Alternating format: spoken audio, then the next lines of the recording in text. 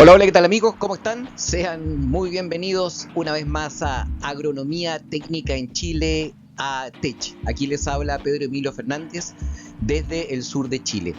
Y en esta ocasión quiero hacerles una presentación, quiero hacerles una charla sobre las enfermedades en cerezo, todas las enfermedades en cerezo de pre-cosecha y algunas de post-cosecha. Y antes de comenzar, vamos a poner el puntero láser. Antes de comenzar, quería comentarles que en el canal antes hemos publicado un video sobre el cultivo del cerezo, un resumen sobre el cultivo del cerezo en Chile, un video de media hora.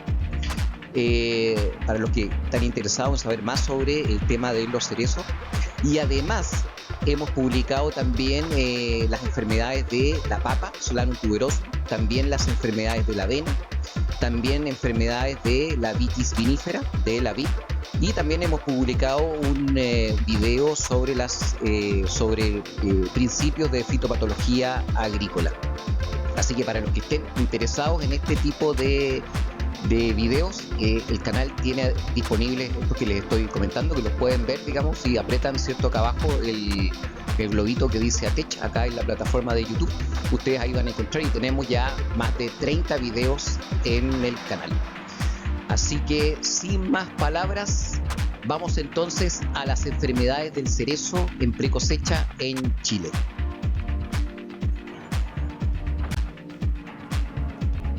Y para partir, vamos a partir por las bacteriosis. También después les voy a hablar de las micosis y después les voy a hablar de las virosis y además de algunos desórdenes fisiológicos del cerezo. Y lo que yo quiero hacer es que este video sea práctico, así que quiero referirme puntualmente a cada una, no voy a explayarme mucho en cada una de las enfermedades, sino que voy a centrarme más que nada en los signos y en los tratamientos. Así que bueno, para partir, como les dije, con las bacteriosis. Y la primera que quiero hablar es la agalla del cuello y raíces. Entonces, ¿qué tipo de microorganismo es? Entonces, para que comencemos, ¿cierto? Es una bacteria, ¿cierto? Una bacteria patógena, una bacteria que es negativa a la adición Gram. Es un tipo de bacilo, como lo vemos acá, ¿cierto? Su nombre es Agrobacterium tumefacium.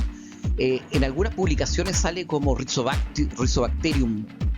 Y bueno, pero yo voy a utilizar la clasificación más tradicional, ¿cierto? Agrobacterium tumefacium.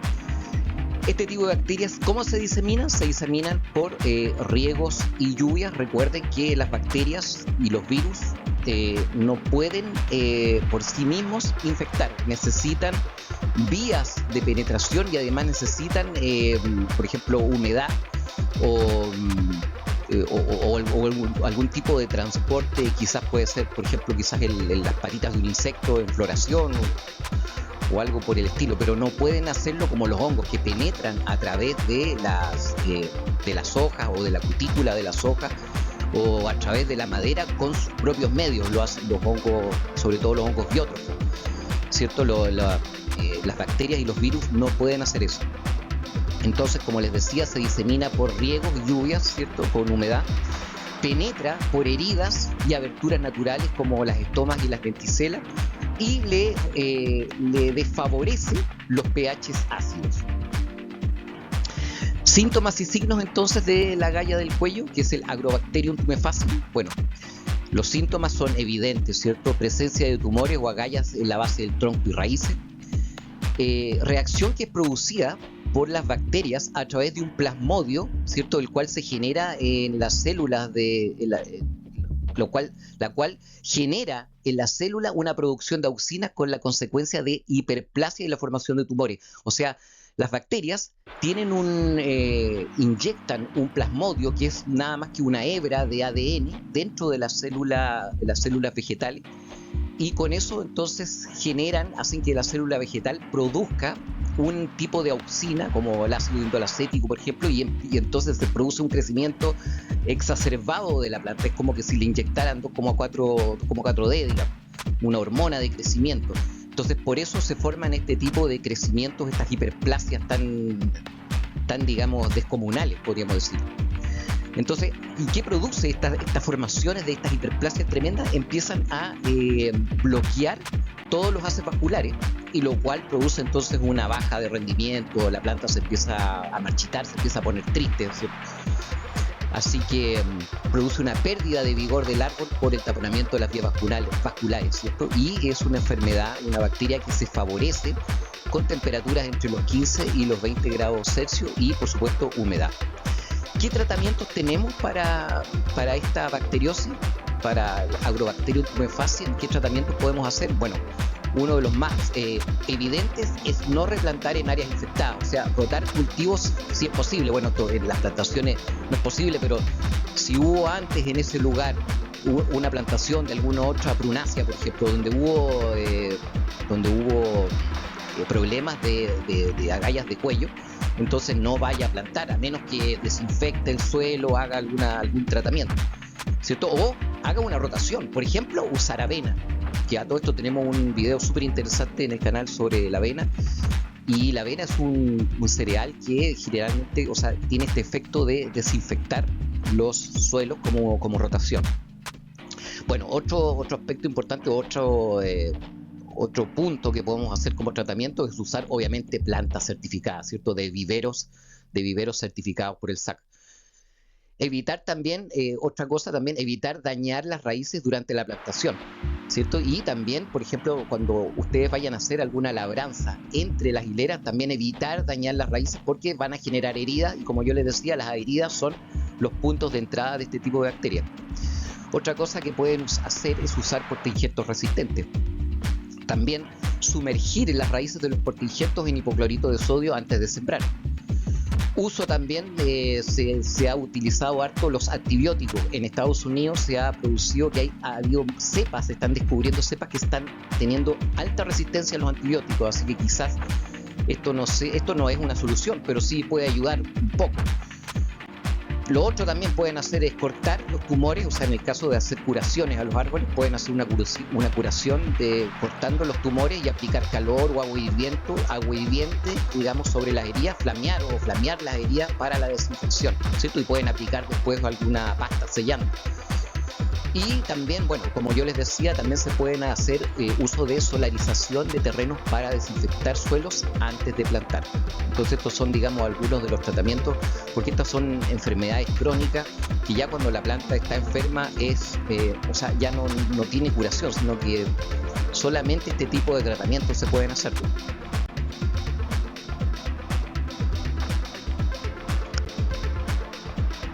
Bueno, la segunda bacteriosis de la cual quiero hablarles en cerezo es probablemente la enfermedad más complicada que hay en cerezo en estos momentos, y es la que provoca más daño y muerte de plantas en cerezo.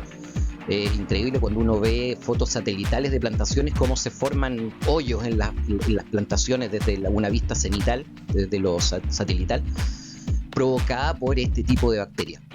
Entonces, ¿qué tipo de microorganismo es el cáncer bacteriano o el tizón de la flor? Bueno, es una bacteria, ¿cierto? Una bacteria patógena, gram negativa también, o sea que es negativa a la tinción gram. Es un tipo de bacilo, como lo vemos acá, ¿cierto? Su nombre es Pseudomonas syringae, Patovar syringae. Su penetración es por heridas y por aberturas naturales como lenticela y estomas, ¿cierto? Sobrevive en forma epifítica en yemas y ramillas. Eso significa que puede estar sobre las ramas y sobre las hojas, puede vivir ahí una gran cantidad de tiempo, digamos, esperando el momento de encontrar una herida y que las condiciones climáticas sean favorables para comenzar una infección. Le desfavorece también los pHs ácidos y le favorecen más los pHs alcalinos.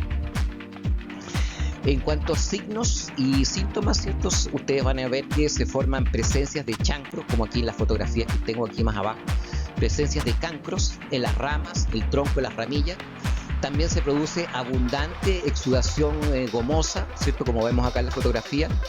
Muerte parcial de ramas y brazos. Se produce también atizonamiento de brotes y flores. También produce la muerte de yemas y brotaciones de su uniforme, ¿cierto? Eso se ve, es muy evidente en las plantaciones de cerezo. Se favorece con temperaturas más bien bajas, así con temperaturas entre 0 y 15 grados, lo cual significa que mientras más al sur usted haga las plantaciones acá en Chile, es probable que haya más condiciones favorables para el cáncer bacterial. Así que las plantaciones, mientras más al sur son en Chile, por ejemplo, las que se producen en la 10ª región, tienen que tener más cuidado que las que se hacen, por ejemplo, en la zona del Maule. Entonces, como les digo, se favorece con temperaturas entre 0 y 15 grados Celsius, agua libre, ¿cierto? Lluvia, y los riegos por aspersión, por ejemplo, los riegos por aspersión lamentablemente son ideales para la proliferación, ¿cierto? Para la dispersión de esta bacteria, los cuales ayudan, ¿cierto? A la dispersión de este patógeno. Bueno, ¿qué tratamientos podemos hacer? Esta es una enfermedad crónica también, no tiene una... No es que yo aplique alguna cosa o aplique un antibiótico o aplique algún tipo de fungicida y la planta se salve. No, eso no va a pasar. Una planta enferma ya es muy complicado que curarla, digamos, es complicado. Entonces, pero como tratamiento, bueno, lo primero obviamente es elegir plantas de viveros certificados. Ojalá plantas que hayan sido criadas en ambientes más bien secos, o sea, ojalá en viveros en el norte, más bien hacia el norte de Chile. No plantar, y obviamente esto es obvio, ¿cierto? No plantar material que usted lo considere sospechoso, ¿cierto? Hacer podas de las partes enfermas, así como lo que vemos acá, de la parte enferma, y aplicar pastas antibióticas en las heridas. También eso puede ayudar a paliar los efectos del cáncer bacterial. Podar en días secos y sin lluvia, este es un punto importantísimo. Nunca podar cuando se produzca la lluvia, cuando haya un ambiente de alta humedad relativa. No es bueno hacer podas en esos momentos. Mantener huertos libres de malezas, ¿cierto? Por ejemplo, las malezas que se forman alrededor de los troncos, esas hay que evitarlas totalmente, porque ahí en esas malezas es muy probable que haya en forma epifítica una gran cantidad de bacterias. Usar variedades resistentes y portainjertos resistentes también, ¿cierto? Esto ustedes lo tienen que, cuando vayan a los viveros, tienen que ahí hacerse asesorar por la gente que vende las plantas. Se pueden eliminar cancros y usar pastas desinfectantes de la herida, sí. Esto se puede hacer también eso, hacer eliminación de cancros y hacer curaciones en los árboles, ¿sí? En cuanto a aplicaciones químicas, bueno, químicas se pueden asperjar, ¿cierto? Compuestos de cobre, más aplicándolos unidos con aceites minerales, ¿cierto? Y en épocas, por ejemplo, en la época de caída de hoja y también en brotación, cuando se producen heridas en las plantas, cuando se producen heridas como en caída de hoja o también en los estados de brotación, por ejemplo, son momentos en que la planta se ve susceptible al ataque de este tipo de bacterias. Entonces, ahí pues se pueden hacer aplicaciones con cobre. Para eliminar, van a ser eliminaciones superficiales, porque no hay, por decir así, algún fungicida o algún producto, ¿cierto? Algún plaguicida que sea sistémico y libere a la planta de la enfermedad. No existe eso. También se pueden hacer pintar, ¿cierto? También si ha habido problemas en la plantación, se pueden pintar troncos con pastas cúpricas también para prevenir,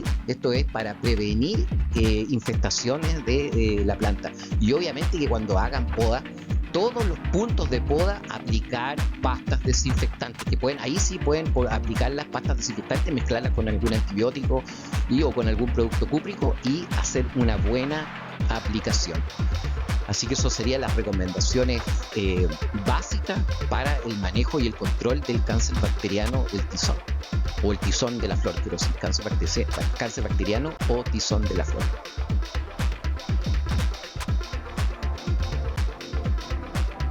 Bueno, ahora les quiero hablar de las micosis, de las enfermedades producidas por hongos. Voy a partir por la moniliasis o podredumbre morena. Está también esta es la moniliasis frutícola, está la moniliasis laxa también, pero no la voy a considerar porque comparada con esta moniliasis, digamos, la podredumbre morena es 10 veces o 20 veces más patogénica que la monilia laxa. Así que, bueno, ¿qué tipo de microorganismo es? Bueno, este es un hongo ascomiceto del orden de los heliotales, ¿cierto? Es del reino fungi, de la familia de las esclerotináceas, y su nombre, como les digo, es la monilia frutícola. Esta enfermedad fue detectada en Chile más o menos en el año 2010, o sea, esta es una enfermedad totalmente exótica. Y vino desde Estados Unidos, en frutas exportadas desde Estados Unidos. Los norteamericanos que nos ponen tantas trabas a nosotros, y ellos son los que nos han contaminado con enfermedades. Se disemina por conidias a través del viento. Esta sí, el viento puede ser una fuente ideal para todas las esporas, ¿cierto? De las esporas de hongo para que se pueda transmitir. El viento es una de las formas, digamos, una de las formas cómo se transmite esta enfermedad, a diferencia de las bacteriosis y de las virosis. Persiste como micelio asociado a frutos momificados, ¿cierto? Aquí, como se ven acá, momifica frutos y ahí se mantiene asociada y ahí persiste la enfermedad durante el invierno. Esta enfermedad afecta a todos los carosos, duraznero, ciruelo, damasco, etcétera. Y bueno, y en especial la cereza, que la cereza es uno de los carosos más susceptibles a este tipo de enfermedades. ¿Qué síntomas y signos tiene esta enfermedad? Bueno, presencia de flores atizonadas, café claro, ¿cierto? Que quedan largo tiempo en los árboles, se quedan ahí, se secan, se van como secando, se van transformando, las flores se van atizonando y los frutos se momifican, como dicen. Se desarrollan también cancros grises con micelio gris. Las infecciones se desarrollan desde las flores a las ramas. Las flores siempre van a ser los puntos más susceptibles a este tipo de enfermedades fungosas. Se puede podrir frutos en épocas húmedas. También se pueden observar frutos momificados, como les comentaba, ¿cierto? Esto es uno de los síntomas más claros de la moniliasis. Los frutos momificados que quedan en el árbol o caen. Se favorece con humedad y lluvias, por supuesto, y temperaturas más o menos entre 13 y 25 grados son las ideales para el desarrollo de esta moniliasis. ¿Qué tratamientos podemos aplicar? Bueno, mantener una ventilación del huerto, ¿cierto? Huertos bien ventilados, abiertos, ¿cierto? Con sus ventileras más como hacia en su predio agrícola, donde pega el viento, que hacia allá vayan las hileras, ¿cierto? Mantenga las plantas correctamente hidratadas también, los riegos correctos, y mantener bien nutridas las plantas es un aspecto importantísimo para evitar las enfermedades. Así que ese es un aspecto básico, digamos, en el tratamiento de una enfermedad. Siempre la prevención va a ser mejor, mucho mejor que la curación. Lo otro es sanitizar el huerto sacando los frutos momificados y luego sepultarlos o quemarlos. Usar, por ejemplo, también, bueno, esto se está usando y esto qué bueno que los agricultores acá lo estén usando, porque esto también es como si uno quiere tener un huerto comercial de cerezas de exportación, es básico también usar cobertores plásticos transparentes sobre los árboles para que así evitar que la lluvia, ¿cierto?, agrave el problema o que sea la base del problema. Bueno, como fungicida pueden usar aquí algunos que yo sé que aquí no les voy a dar toda la lista de los fungicidas que se pueden usar, pero los que yo puedo recomendarles son el cipronidil, por ejemplo, el pirimetanil, y las dicarboximidas también, las estrobirulinas, que son excelentes, el azocistrobin, por ejemplo, es un excelente fungicida. También están los inhibidores de esteroles, por ejemplo, el fenbuconazol, el tebuconazol, el propiconazol, bueno, y uno de los más viejos fungicidas, ¿cierto?, el captán. Estas aplicaciones deben ser, ¿cierto?, preventivas y tienen que hacerlas más o menos en floración, y también se pueden hacer en precosecha aplicar, y también en la época de floración. Son momentos críticos para evitar que se forme moniliasis, porque recuerden que además la moniliasis también se puede considerar una enfermedad de post cosecha. O sea, no es raro que después que las cerezas sean cosechadas, ya estén en sus cajas, vayan exportando, los chinitos abran allá en Pekín las cajas y estén llenas de monilia. Entonces, para evitar eso, aplicar también en precosecha.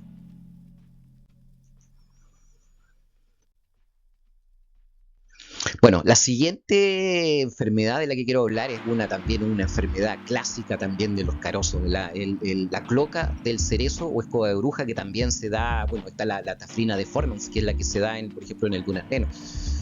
Entonces, este es un hongo del reino fungi de la división Ascomycota, ¿cierto?, del orden de los tafrinales, y la familia es Tafrinaceae, ¿cierto? Como les decía, en los durazneros es Taphrina deformans, que es una enfermedad que acá en el sur de Chile yo creo que no hay ningún duraznero que no, o sea, sin tratamiento, todos los durazneros sin tratamiento aquí en el sur se enferman con Taphrina deformans. Nombre de esta enfermedad, sí, en el cerezo es la Taphrina ceracea. Síntomas y signos, bueno, malformaciones, como vemos aquí en la fotografía, malformaciones de las hojas y brotes, con láminas foliares engrosadas, en que se produce, que se las vemos esto ya desde primavera en adelante. Y también las hojas tienen esta coloración rojiza. Se produce también crecimiento lechoso en la zona abaxial de la hoja. Recuerden, zona abaxial es el embés. Diseminación también se produce por ascosporas y conillas salpicadas por agua de lluvia o riego por aspersión también, y el viento. Persiste como micelio de árboles enfermos y como endófito también. Permanece en las yemas y en las ramas. Pues si no la estamos tratando, esta es una enfermedad que permanece. Tratamiento. Bueno, los tratamientos para Tafrina cerasi son podar ramas enfermas y arrancar árboles muy afectados de un huerto, por ejemplo. Eso también básico, arrancar los árboles muy afectados y también las ramas que se vean muy afectadas, ¿cierto? Aplicaciones en otoño de químicos, o sea, cuando los árboles ya pierden las hojas o están perdiendo las hojas, ahí se pueden hacer ya las primeras aplicaciones químicas.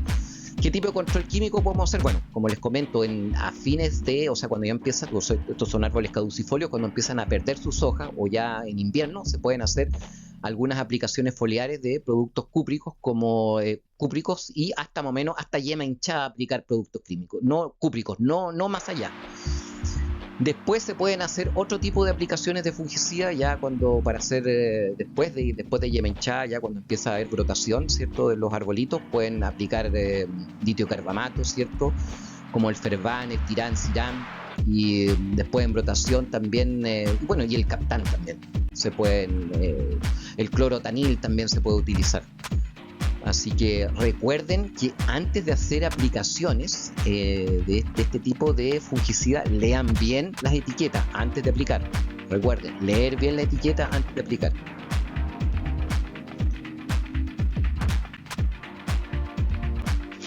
Bueno, la siguiente enfermedad fungosa de las que quiero hablarles es el famoso plateado también, o mal del plomo. Este es un hongo Basidiomycota, ¿cierto?, o Basidiomyceto, ¿cierto?, del orden de los Peliporades y de la familia Meruliaceae. Su nombre es Chondrosterium purpureum. Y esto es porque porque estas callampitas que forma el hongo tienen unos colores púrpuras, que eso es fácil reconocerlo por eso. Es fácil reconocerlo en los árboles, sobre todo en árboles muy enfermos o en árboles muertos. Se le considera esto una enfermedad de la madera, porque también la van a ver dentro de la madera. O sea, ustedes cortan una rama y van a ver la pudrición oscura, cómo se va formando. Entonces, y eso me guía a mí hasta dónde yo tengo que cortar la rama enferma. Las basidiosporas se diseminan por viento y lluvia, sobreviven como micelio en madera muerta o en árboles enfermos también. ¿Cuáles son sus síntomas y signos? Bueno, presencia de follaje gris metálico, ¿cierto?, que se forma este color gris metálico que se forma porque como que se inflan las hojitas y le da esa coloración extraña, digamos, podríamos decir. Bueno, y por eso le dicen mal del plomo, porque es color plomizo. Provoca, bueno, también lo que van a observar es muerte parcial de brazos, ramas y ramillas, y produce finalmente la muerte de los árboles. Se observan también muchos basidiocarpos en madera muerta, como lo que vemos acá. Estos los basidiocarpos que les digo que son púrpuras, en los bordes se ven púrpuras. Hongo que penetra también por heridas y cortes de poda frescos, lo cual me hace indicar que uno de los aspectos que debo tener en cuenta es en los momentos de poda, ¿cierto?, o en las heridas, aplicar desinfectante para hongos o desinfectante fúngico. Bueno, como tratamiento, obviamente, eliminar restos de árboles enfermos, ¿cierto? Otra cosa que podemos hacer, los árboles que no estén tan enfermos, marcarlos, tenerlos marcados para ir viendo cómo se va desarrollando la enfermedad y para poder hacerle curaciones, porque quizás lo podamos salvar.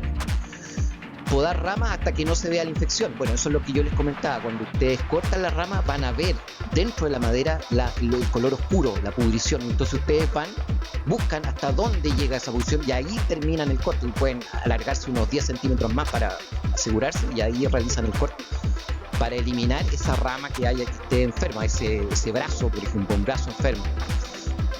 También podar, ¿cierto?, en ambiente seco, desfavorable al patógeno. Los ambientes secos siempre van a ser desfavorables a todos estos patógenos. Se puede espejar, bueno, un control biológico que se ha utilizado es el uso de tricoderma. Así que esa es una posibilidad a aquellos que se inclinan más por el uso de controles biológicos. ¿cierto? Y tratar cortes de poda con pasta fungicida, como por ejemplo aplicar el clorotalonil, por ejemplo, el propiconazol, triamidefón y el hexaconazol. Todos estos fungicidas son excelentes para este tipo de problemas.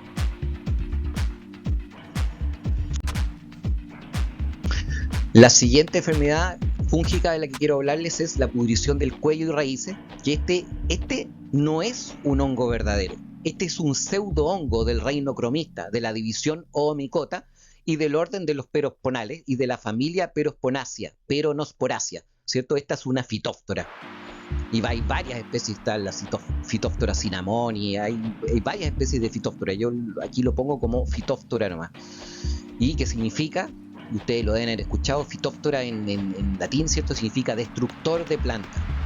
Se disemina con agua de riego, plantas enfermas y también con mal drenaje superficial. Yo he visto, por ejemplo, cuando los goteros se pegan a los troncos y la gotita está golpeando el tronco constantemente, ese lugar es fijo que ahí se forma una infección por fitóftora. Así que tengan cuidado con el sistema de riego, que las gotitas de agua nunca estén golpeando ninguna parte del tronco del arbolito, ¿cierto? Que las gotitas caigan al suelo, cerca del arbolito, pero no que chorreen por el arbolito. Persiste como saprófito, ¿cierto? O sea, como hongo que se alimenta de materia orgánica, persiste como saprófito, ioesporas y clamidiosporas. ¿Cuáles son los síntomas y signos de esta enfermedad? Que es una enfermedad también complicadísima y es una enfermedad, podríamos decir, grave también. Los síntomas y signos provoca brotación retardada y desuniforme, con escaso crecimiento estacional y poco vigor. También provoca poco desarrollo de hojas, ¿cierto?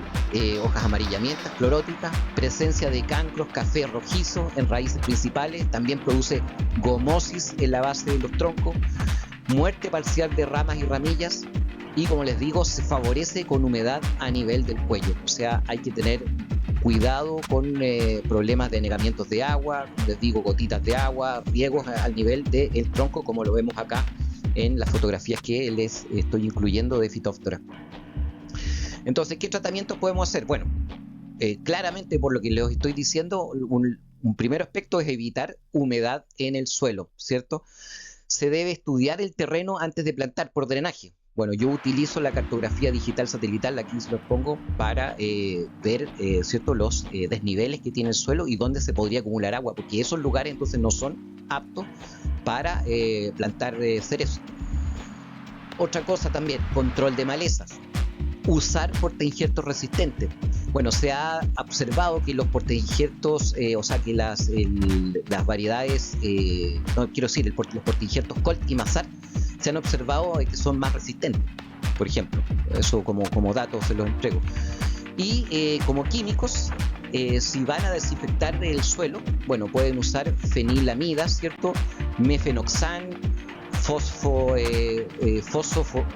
fosfonato, ¿cierto? También pueden utilizar solarización. Y en cuanto al follaje, bueno, lo que utiliza la mayoría, ¿cierto? Es el fosfetil aluminio. Y en cuanto a follaje, porque este plaguicida, digamos, este fungicida actúa en forma sistémica. También al tronco se pueden utilizar fosfitos de potasio y también se podría utilizar pintura cúprica en los troncos. Si ha habido casos de arbolitos cercanos que tienen problemas, bueno, pueden aplicar también como en forma preventiva pintura en los arbolitos cercanos, pinturas con cúpricos, ¿cierto?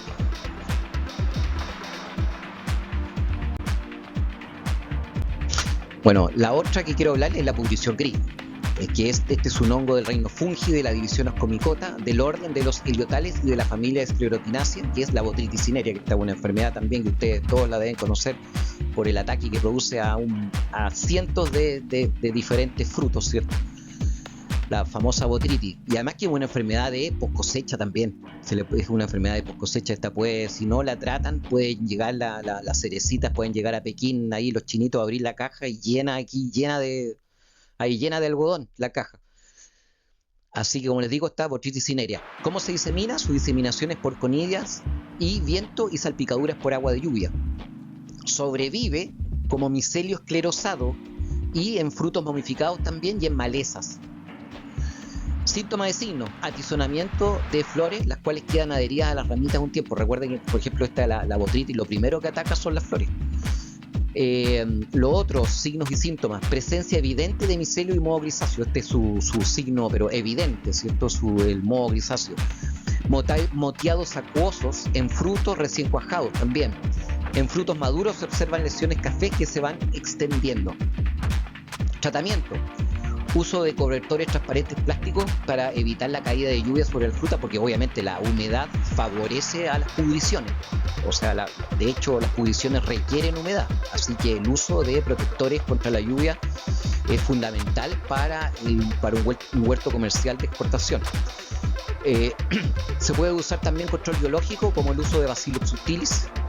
En cuanto a los controles químicos, se puede usar el ciprodinil, el pirimetanil también, el clorotalonil, el prosimidona, ¿cierto? El azociclovir, las estrovirulinas, que son excelentes, ¿cierto? El piraclostrobin, el fludioxonil, el tebuconazol y nuestro famoso también el Captan, ¿cierto? El fungicida más antiguo que todavía sigue funcionando, también ayuda y sirve. Aplicar, sí es cierto, estos fungicidas aplicar desde floración hasta pinta. Así que, porque recuerden que la botritis se lanza primero, donde cae primero es donde empieza a actuar, es en la floración.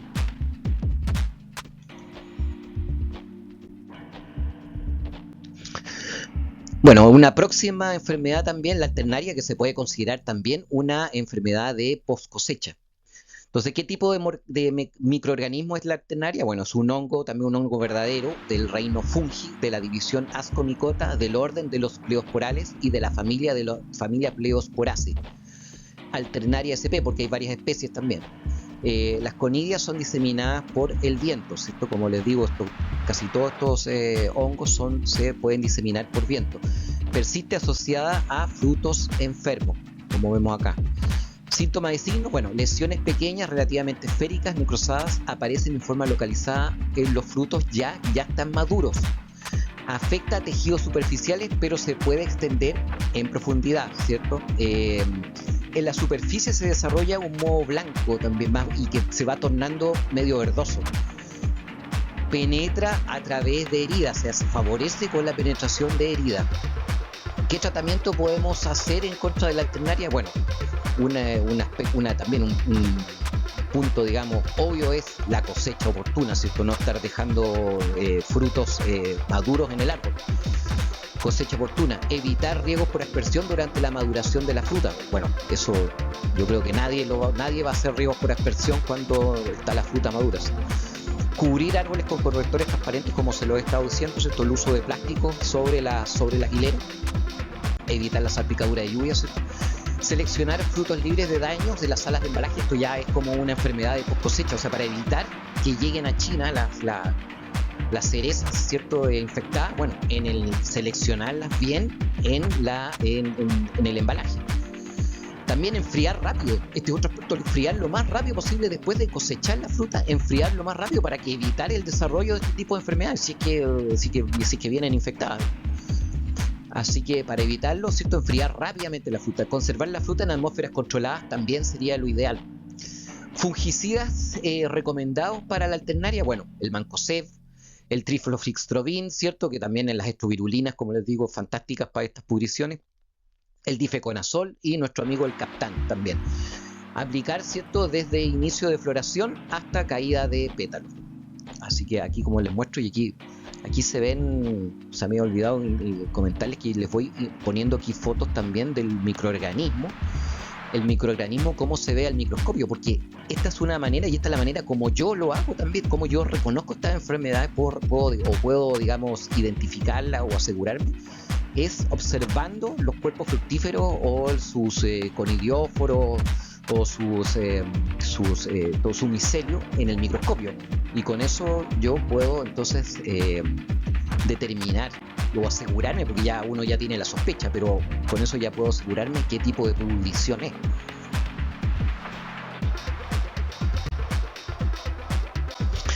La próxima que quiero mostrarles es la pudrición por Rhizopus, ¿cierto? El Rhizopus, usted conoce que el Rhizopus stolonifer es el mismo que ataca, por ejemplo, el pan. Ustedes dejan un pedazo de pan o un pedazo de queque vacío de afuera del refrigerador por mucho tiempo y se va a llenar de Rhizopus. El Rhizopus está como en todas partes. Entonces, ¿qué es lo que es el Rhizopus? El Rhizopus es un hongo del reino fungi, de la división Zygomicota, sí, del orden de los mucorales y de la familia Mucoraceae. Rhizopus stolonifer es su nombre científico. Se disemina, ¿cierto?, por el viento y por contacto también, por contacto físico entre frutos, ¿cierto? Persiste como saprófito en el suelo. Síntomas y signos. Bueno, presencia de lesiones, primero presencia de lesiones esféricas en el fruto. Piel suelta, pudrición acuosa generalizada, también se empieza a formar una pudrición acuosa generalizada en el fruto, y también ustedes se van a dar cuenta por la formación del abundante moho, ¿cierto?, algodonoso, blanco grisáceo, ¿cierto?, que da esa sensación horrorosa, ¿cierto?, asquerosa, blanco grisáceo y fructificación globosa de color negro, ¿cierto?, como lo vemos aquí en esta fotografía, los cuales contienen numerosas esporangiosporas. Acá hay esta foto es mía. Y ahí tengo unas esporangiosporas así de Rhizopus stolonifer. Esta foto la hice con mi microscopio. ¿Qué tratamientos hay para Rhizopus? Bueno, cosecha oportuna, evitar riegos por aspersión durante la maduración de la fruta, usar cobertores para lluvia, como ya se lo he indicado en las otras pudriciones, evitar daño sobre la fruta cosechada. Bueno, esto es básico, pero se los recalco, o sea, siempre en la cosecha tienen que tratar la fruta lo mejor posible, ¿cierto? Utilizar elementos de manipulación de la fruta limpio y desinfectado. Este es otro aspecto también importantísimo. En un huerto comercial siempre tenemos que desinfectar y guardar nuestras herramientas en los lugares correctos y tener un orden al respecto. Porque las herramientas son buenas, nos ayudan, pero pueden ser un foco de infección tremendo si no se están desinfectando constantemente y lavando. ¿Cierto? Bueno, otra cosa también, bajar la temperatura, ¿cierto? Las temperaturas bajas evitan el desarrollo de los hongos, bajar la temperatura a 0 grados. En cuanto a químicos, ¿cierto?, antes de la cosecha pueden aplicar diclorán, fluxodixonil y también, por ejemplo, tebuconazol. Probablemente hay muchos más otros fungicidas. Yo aquí pongo los que yo más conozco.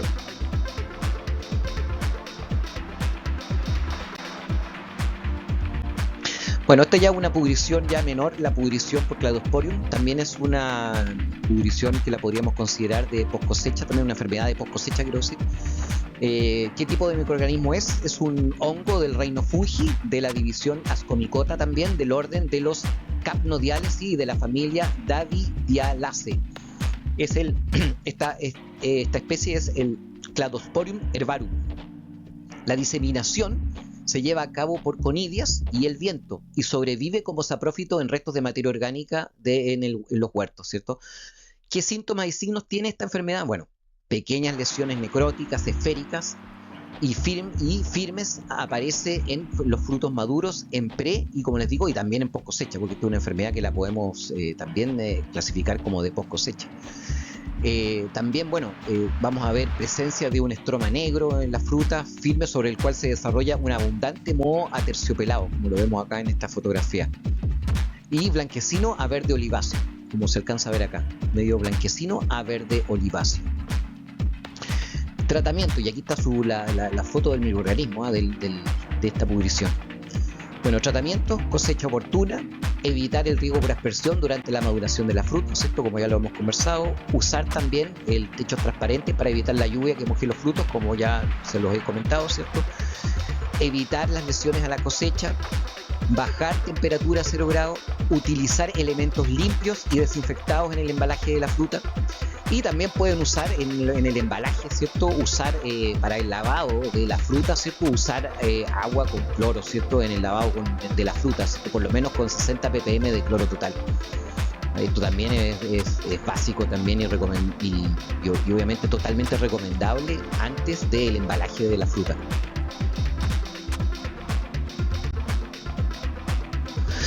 Bueno, la siguiente enfermedad de la que quiero hablarles es la verticilosis o el corazón negro.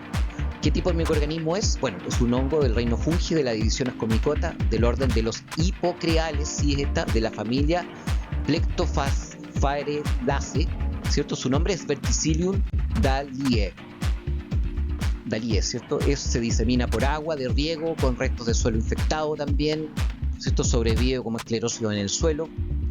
¿Cuáles son sus síntomas y signos? Bueno, marchitez, clorosis leve o moderada, brotación de su uniforme y eventual colapso de rama. Aquí como lo vemos acá en esta imagen. Provoca también defoliación desde la base del ápice, ¿cierto? También provoca necrosis vascular visible al cortar las ramas. Ustedes van a ver la necrosis vascular que es claramente visible cuando cortan las ramas y con un corte preciso, digamos. Se favorece sí con temperaturas altas, se favorece con temperaturas de 25 a 28 grados. ¿Qué tratamientos hay contra la verticilosis? Bueno, se pueden usar la solarización de suelo. Esta es una manera para, digamos, destruir los esclerosios. Evitar el sobreuso de nitrógeno también en las plantas. Esto puede ayudar a que las plantas no sean tan susceptibles a verticillium. Evitar el laboreo excesivo del suelo también. Llevar a cabo eliminación de las malezas. También ya lo hemos comentado esto ya. También en cuanto a algunos tratamientos químicos, está la desinfección de suelos, por ejemplo, utilizando Dasomet, metansodio, por ejemplo, alguna de los químicos que se pueden utilizar. Y en raíces, antes de plantar, por ejemplo, en las raícitas de las plantas, antes de plantar en los portainjertos, se puede usar también venomilo, carbendazima y metiltiofanato como fungicidas para evitar, ¿cierto?, que que las raíces plantar la planta con las raíces, ¿cierto?, infectadas. Con esto las podemos desinfectar.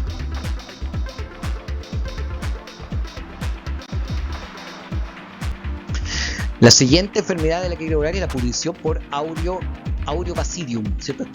No es de gran impacto tampoco esta pudrición, pero también se las comento. ¿Qué tipo de microorganismo es? Es un hongo verdadero, es del reino fungi, de la división Ascomycota, del orden de los dotidiales, ¿cierto? De la familia Dotioraceae. Su nombre es Aureus basidium pullulans. Persiste como saprófito en el suelo y en restos orgánicos. ¿Cuáles son sus síntomas y signos? Bueno, los síntomas y signos, como los vemos acá, son pudrición blanda de los frutos en post cosecha, piel suelta, marrón claro y agrietamiento de la piel. Se puede diseminar a través del agua de los pozos de lavado de frutas en plantas embaladoras, ¿cierto? Esto es importante.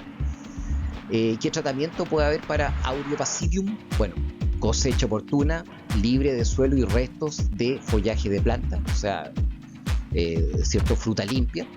Evitar cualquier daño a la fruta también, ¿cierto? Evitar cualquier daño porque los daños pueden crear entradas de este tipo de hongo. Aquí vemos sus esporas, acá. Usar utensilios de cosecha limpios y desinfectados, esto ya lo hemos comentado, ¿cierto? Usar también en el lavado de las frutas, ¿cierto? Usar agua con cloro con a lo menos 60 ppm, ¿cierto?, de cloro total.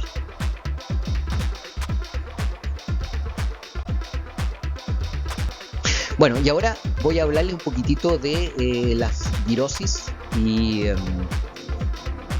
así que bueno, para partir sobre las virosis voy a hablarles primero de la virosis, la hoja rugosa o la que le llaman hoja áspera, ¿cierto? ¿Qué tipo de microorganismo? Este es el virus CRLV, que es el Cherry Rust Leaf Virus. ¿Cómo se disemina este virus? Recuerden que los virus, y como yo les decía, los virus y las bacterias no pueden por sí solos penetrar a las plantas. Requieren, en el caso de los virus, por ejemplo, un vector. En este caso, por ejemplo, la diseminación puede ser por vector, o los virus se pueden contagiar incluso por un contacto entre dos plantas nomás, ya puede generar el traspaso de la enfermedad. Así que puede ser por vectores o por contacto íntimo físico de una planta con otra. ¿Cómo se disemina? Entonces, bueno, como les digo, por injertación. Por eso que las herramientas tienen que estar siempre desinfectadas, ¿cierto? Y también por qué vector lo puede diseminar este virus. Bueno, nemátodos vectores. Y como les decía, por contacto. ¿Cuáles son los síntomas de este virus? Bueno, enaciones en hojas a lo largo de las venas principales en vez de la cara abaxial, ¿cierto? Como lo vemos aquí, ¿cierto? Las enaciones, que son estas pequeñas protuberancias que se forman en el en vez de la hoja. Puede llegar a afectar el árbol completo y que produce, obviamente que produce una reducción, porque produce una reducción de la fotosíntesis, ¿cierto? Entonces produce una reducción clara de la productividad del rendimiento. ¿Qué tratamientos podemos hacer contra este tipo de virus? Porque los virus no tienen ningún remedio, no existe ningún plaguicida. Yo no puedo aplicar un fungicida o un antibiótico y que me va a eliminar el virus. Eso no se puede. No existe eso. Entonces, ¿qué podemos hacer? Bueno, establecer cultivos en suelos libres de nematodos vectores. Bueno, esto sería para antes de una plantación. Seleccionar árboles sanos en los cultivos para, si yo quiero hacer propagaciones, seleccionar obviamente los árboles sanos. Llevar a cabo certificación de la madera, ¿cierto? Puedo hacer antes de la compra de las plantas o puedo hacerlo, digamos, también en la plantación para ver qué plantas pueden tener virus o no, ¿cierto? Y para ver qué plantas están libres de CRLV, ¿cierto? Que es el Cherry Rasp Leaf Virus.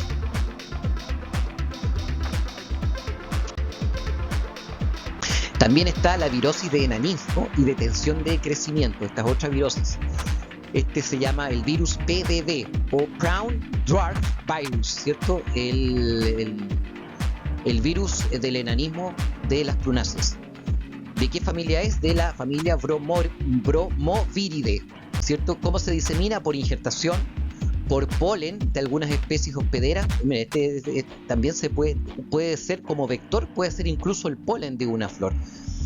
Pueden tener diseminación mecánica, ¿cierto? Por contacto, y persiste en plantas que están enfermas, persiste siempre el virus. Síntomas y signos, bueno, los síntomas van a depender de la raza del virus y las condiciones climáticas y las condiciones de cultivo. Otro aspecto importante de los virus es que están siempre mutando y cambiando, así que el tema de los virus es realmente un tema bastante bien complicado. Las recomendaciones quizás que uno escuchó hace 5 años atrás, hoy en día tal vez no son muchas veces aplicables, y esto va cambiando. Pero hay ciertas recomendaciones que son, por ejemplo, que son básicas, ¿cierto? Por ejemplo, si yo tengo virus en mi plantación y estoy viendo que hay chanchitos blancos y estoy viendo que hay pulgones, aunque no exista una investigación al respecto, yo podría comenzar. Lo que yo haría sería ya empezar a eliminar vectores, si es que tengo problemas serios de virus en mi plantación. Bueno, síntomas y signos. Los síntomas van a depender de la raza del virus y las condiciones climáticas y las condiciones del cultivo, ¿cierto? Produce diseños cloróticos en las hojas, esos son signos claros, ¿cierto? Se forman hojas alargadas y pequeñas con formación de enaciones, como les digo, estos abultamientos en la cara abaxial, malformación de fruta madura y internudos cortos y arrosetamiento de los brotes, ¿cierto? Bueno, utilizar, aquí se ven las hojas más pequeñas. Como tratamiento, utilizar obviamente hacer plantaciones con plantas sanas y certificadas, ¿cierto? Plantas sanas se obtienen de cultivos meristemáticos, así que este es un punto importante. ¿Cómo obtener plantas sanas? Bueno, de cultivos meristemáticos. Es la única manera de asegurarme 100% que las plantas van a estar libres de virus. Y obviamente que en una plantación, si tengo problemas graves con virus, eliminar esa planta enferma, porque podría ser un punto de contagio para mis otras plantas.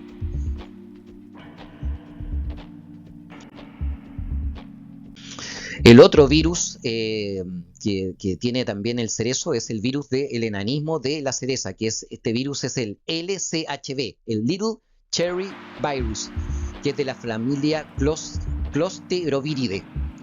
Su diseminación también por injertación y posiblemente por vectores como chanchito blanco. Esto, por eso digo, este tema de los vectores es complicado. Si yo veo chanchito blanco, veo pulgones, que son los organismos más diseminadores de virus, una de las cosas que yo haría inmediatamente es hacer alguna aplicación de un plaguicida para eliminar a estos vectores. Persiste en forma latente en las plantas afectadas. Constantemente está en las plantas afectadas. Síntomas y signos, bueno, presencia de frutos con escaso calibre, angulosos y abusados. Como vemos aquí, por ejemplo, aquí están los sanos y aquí están los con problemas de virosis. Eh, Deficiencia también, ustedes van a ver deficiencia de coloración y maduraciones imperfectas en la fruta. Bajo contenido de azúcar en la fruta. Cuando midan los grados Brix, van a ver esto también. El follaje se torna rojizo a bronceado en verano. ¿Qué tratamiento podemos hacer? Bueno, como lo hemos indicado, usar plantas certificadas libres de virus, eliminar los árboles que me consta que están afectados, ¿cierto? Controlar, como digo, los insectos vectores, eliminar las especies prunáceas cercanas a la plantación. Si tengo una casa habitación, por ejemplo, está al lado de la plantación y yo tengo en el jardín prunácea, eliminarla, porque eso también puede ser un lugar o un punto donde se pueden donde puede haber contagio de virus, y esos virus transmitirse a través de vectores a mi plantación. Así que eliminar todas las prunáceas que hay alrededor de mi plantación comercial.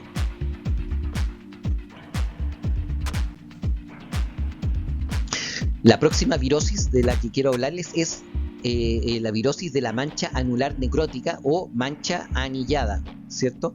¿Qué tipo de microorganismo es? Es un virus, ¿cierto? El PNRSV, ¿cierto? El Prunus Necrotic Rain Spot Virus, que es de la familia Bromoviridae, ¿cierto? Diseminación por polen y semillas infectadas, también por injertación, persiste asociados a cerezos y también, y a guindos enfermos también. Síntomas y signos: presencia de pequeños moteados cloróticos en forma de anillos concéntricos, los que se necrosan y luego caen, dejando las hojas perforadas, ¿cierto? Aquí como se ve acá en la fotografía. También brotación y floración tardía, ese es otro síntoma, digamos. Reduce rendimientos y disminuye los calibres. También es posible observar enaciones foliares y mosaicos rugosos en las hojas. Tratamiento: propagar plantas libres de virus, ¿cierto? Como ya lo hemos indicado, comprar plantas y portainjertos de cultivos hechos en cultivos, desarrollados en cultivos meristemáticos, me asegura que sean libres de virus. Eliminar árboles viejos de cerezos antes de plantar los nuevos, ¿cierto? Porque lo más probable es que esos árboles estén infectados con alguna virosis. Otra cosa que podría hacerse también es algún tipo de termoterapia, ¿cierto? Alguna termoterapia en plantitas antes de plantarlas, ¿cierto? Se puede hacer quizás aplicar temperaturas de 25 a 32, o sea, aplicar durante 25 a 32 días temperaturas de 38 grados. Eso es, una medida que ha dado resultados.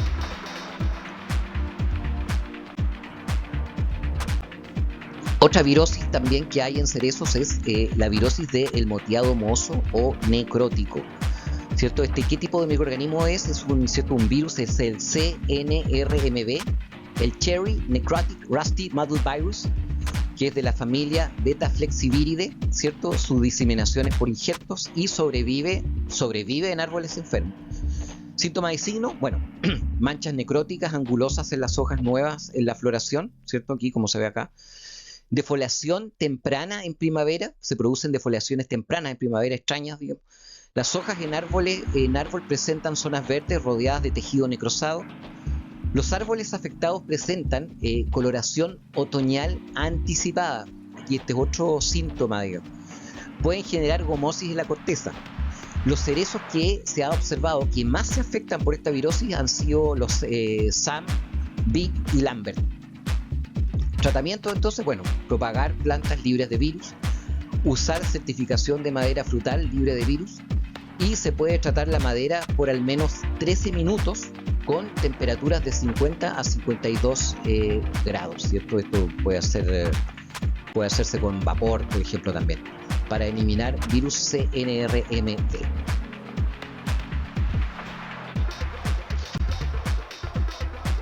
Y para concluir esta presentación, quiero indicar nomás aquí cuáles son los desórdenes fisiológicos también más comunes en cerezos. Son la partidura de frutos, ¿cierto? Por lluvia, el cracking, que ustedes lo saben.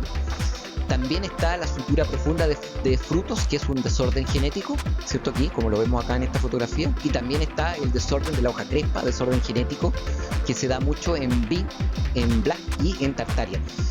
Estos desórdenes genéticos no son contagiables, ¿cierto? No son contagiables, pero sí se pueden transmitir a las plantas hijos. Así que esto no hay que tener tanto cuidado, ¿cierto? Bueno, y el cracking, ¿cierto? Lo pueden, se puede solucionar evitando que la lluvia caiga teniendo, ¿cierto?, los techitos plásticos sobre las hileras de los cerezos comerciales. Así que, bueno, amigos, gracias por escucharme y espero que toda esta información les sirva. En el futuro voy a publicar más videos sobre enfermedades de frutales en el país, así que estén atentos porque voy a publicar pronto también las enfermedades en avellano y enfermedades en arándano. Así que nos vemos en un próximo video de Agronomía Técnica en Chile, ATECH. Gracias.